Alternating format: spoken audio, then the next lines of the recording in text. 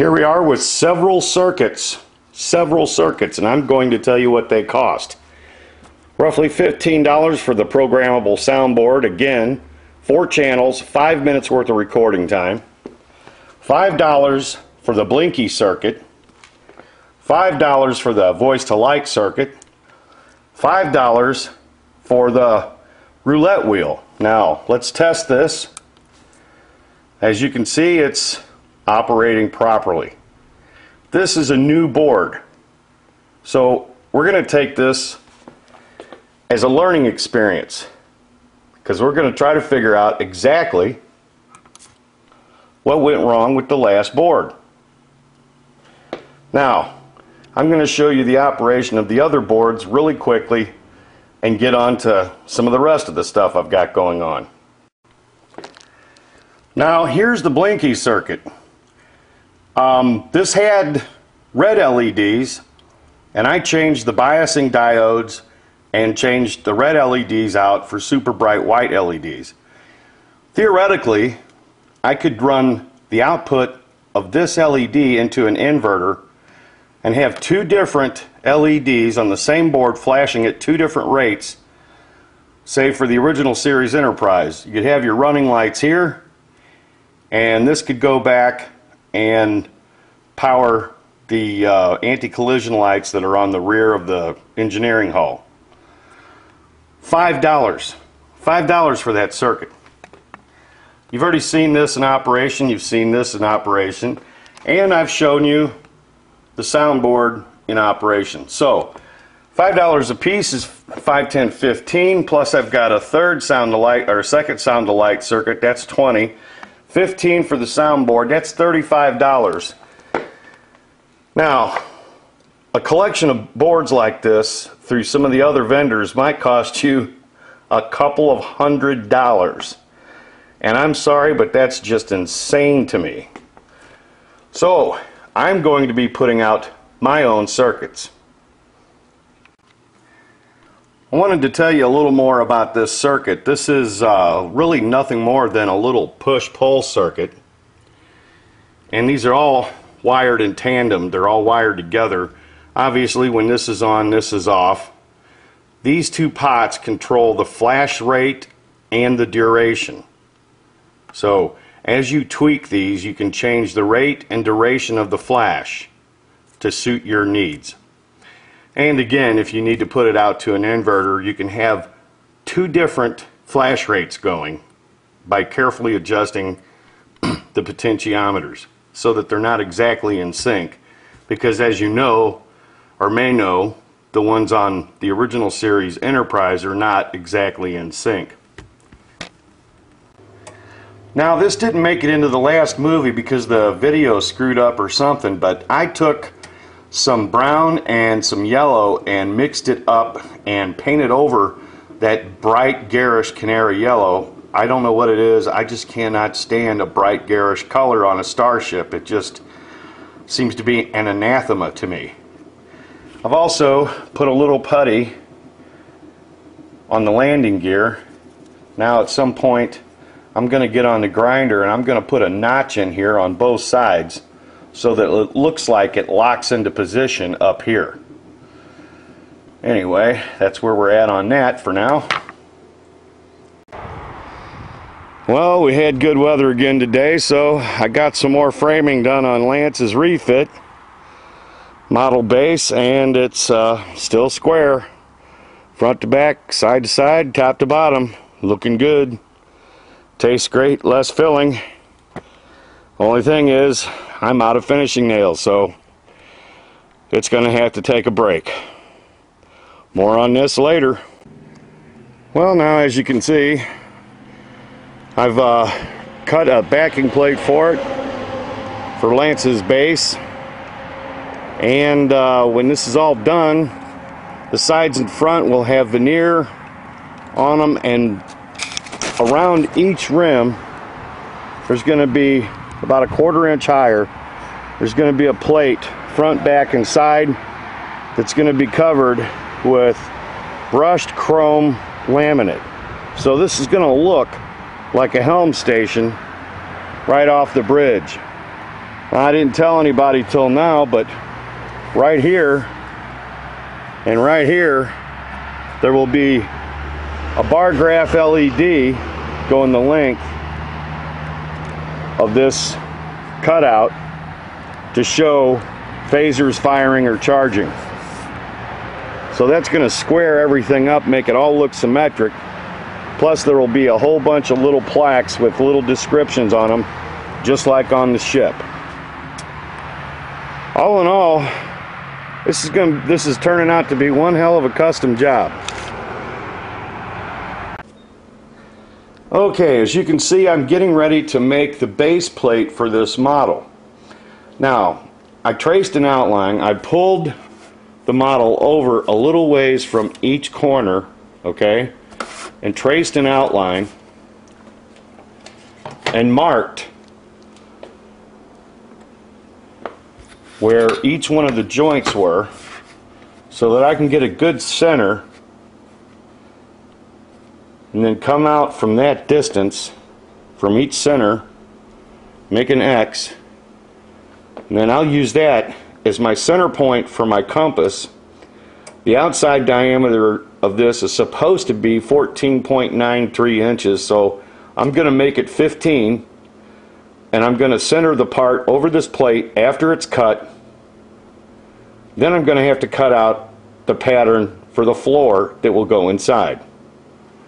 So I'll show this after it's done.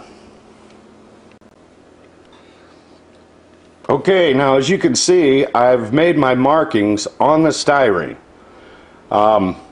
The actual diameter is supposed to be approximately 15 inches, or right at 15 inches, just below 15 inches. What I've done is I've taken marks from all the joints where these four pieces made it up after tracing the outside.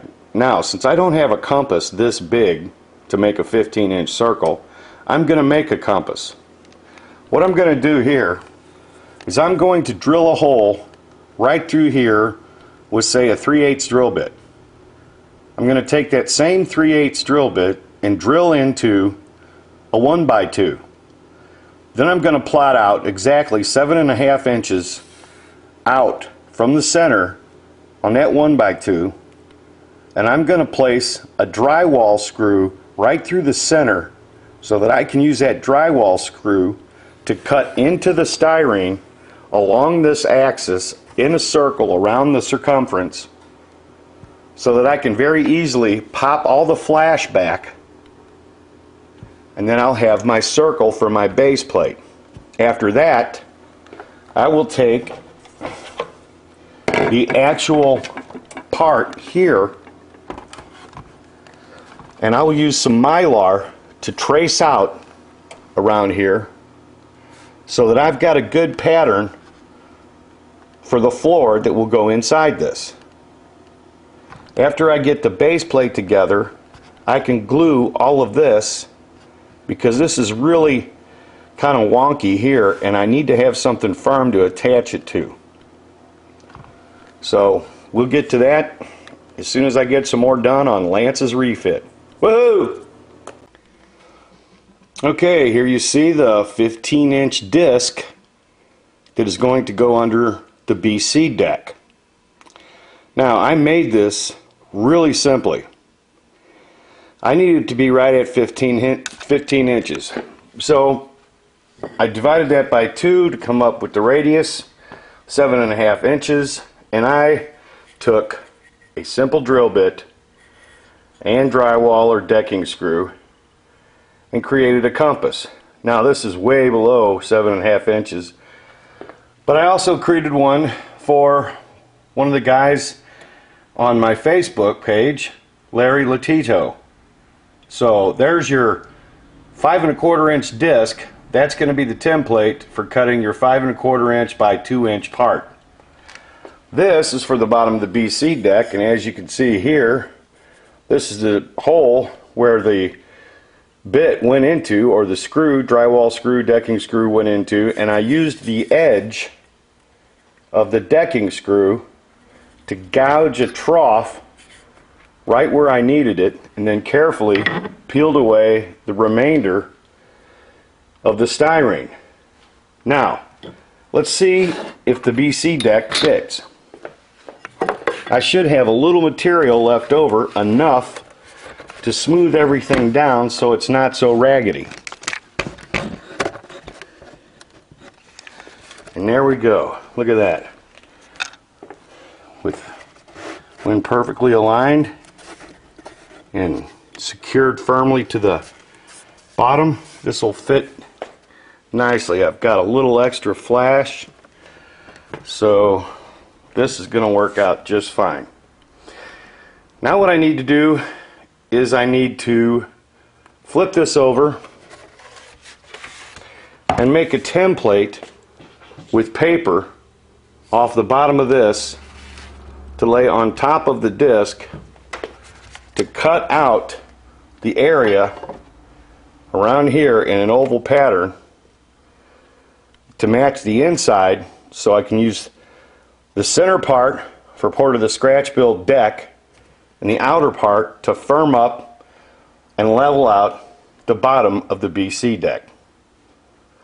There you go. Okay, I started work on the template to cut out the floor of the BC deck and to have enough material to put the disc underneath here to support all this. So all I did was I centered the paper and carefully rubbed a crease into it so I can go over this with a pencil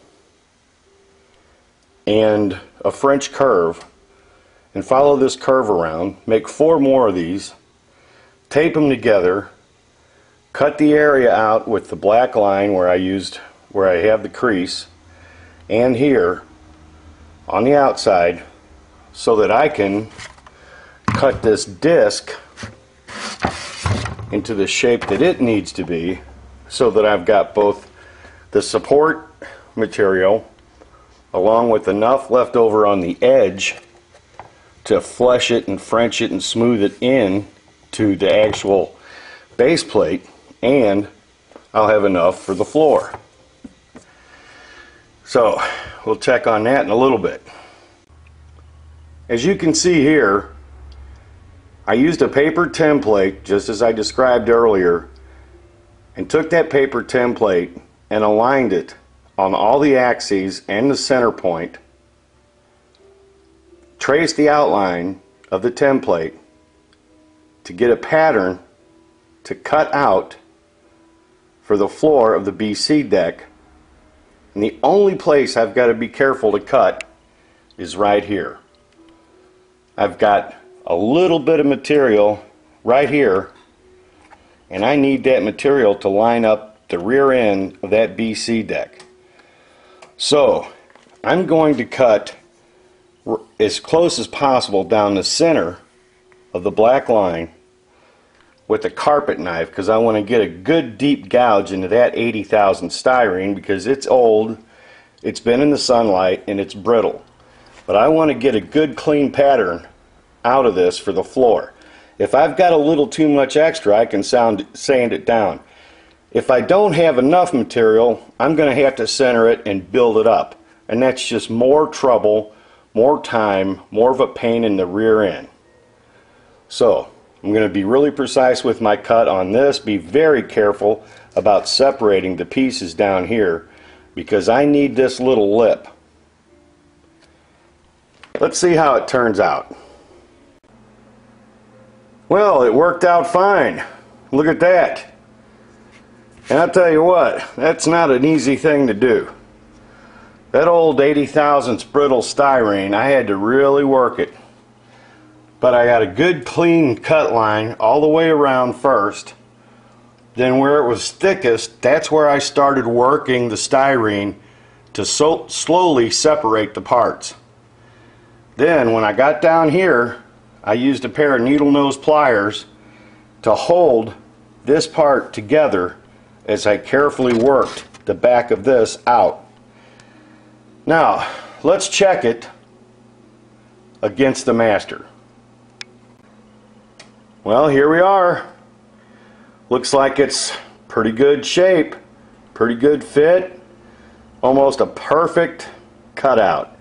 Now I've got a little bit more than enough material to work the floor, so I can take a sanding block or whatever file tool I want, and I can get a real close approximation to the inside of that for the floor or deck.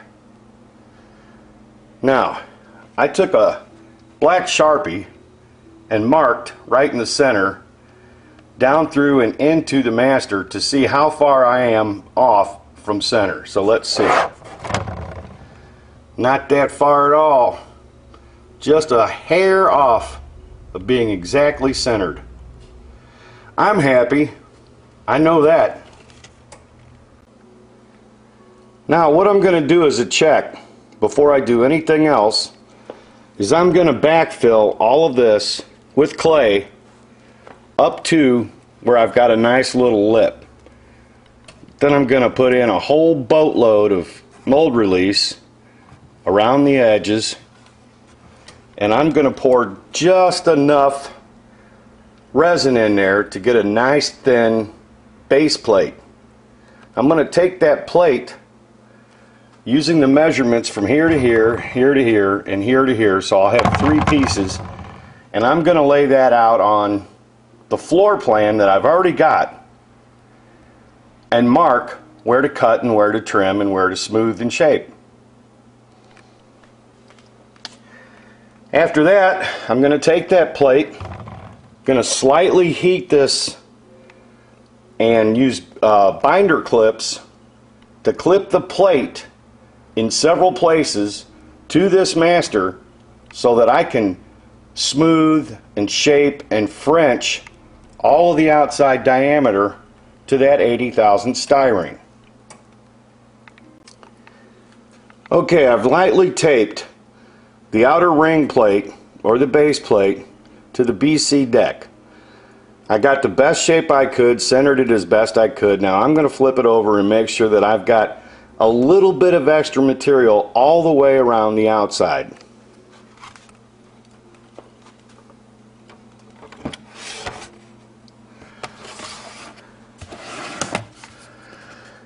Now my primary concern is getting this rear end section aligned and epoxied and secure before I do anything else.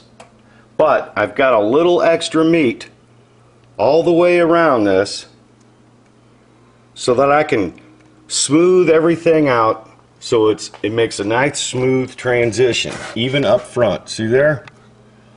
So far everything's going according to plan.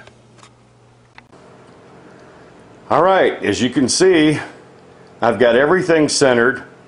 I've got my binder clips holding everything in place. I've placed the bridge on top, and I've did a little mock-up of a travel pod. So there you go. It's all ready to start sanding and smoothing and shaping and puttying and priming and getting everything ready so that it's all smooth and even and looks like it came right out of a high-end manufacturing facility. Not bad for a good old boy from Missouri, you think? You hear me?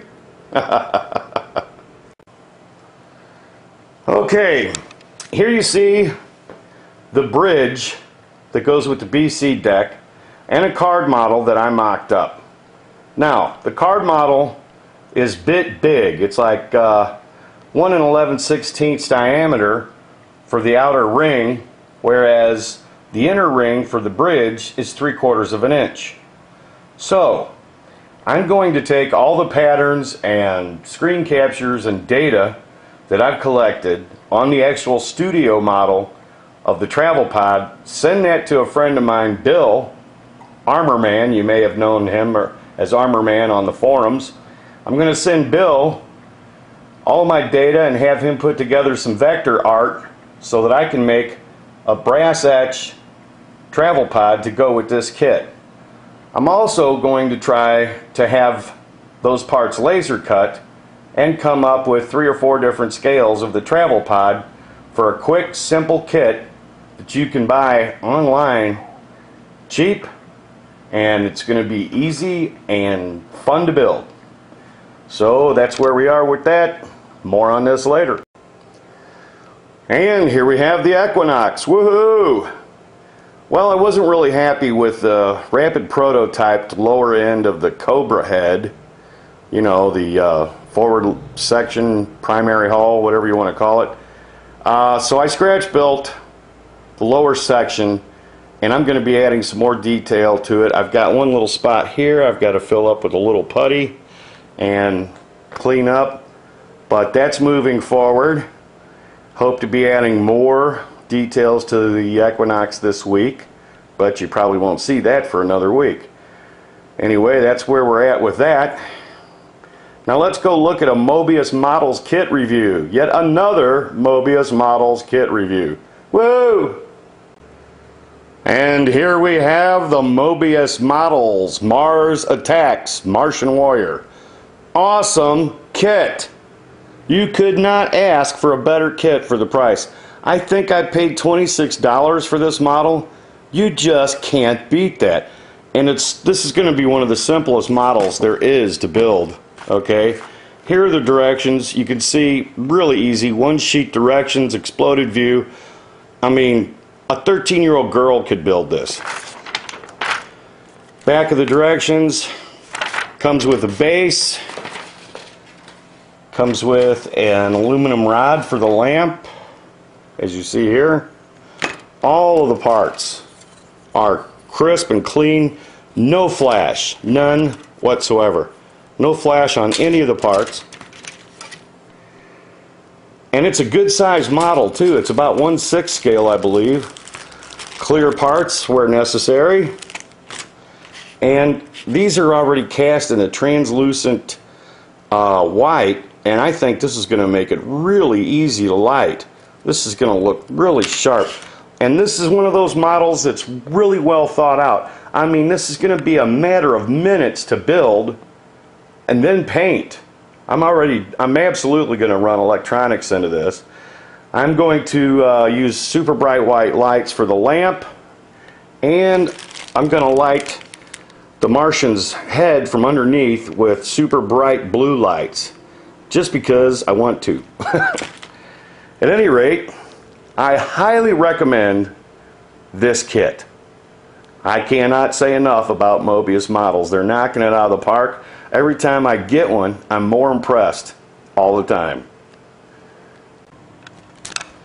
Now here are a couple other things I wanted to show, and I'm going to use the Mosbius Models kit as an example. Fingernail clippers, absolutely a must. If you've got a little small tiny part that you need to get out, all you have to do is trim the tree around it. Then you can get in there and use your X-Acto knife on the fine points. I mean, this is a time saver and a part saver.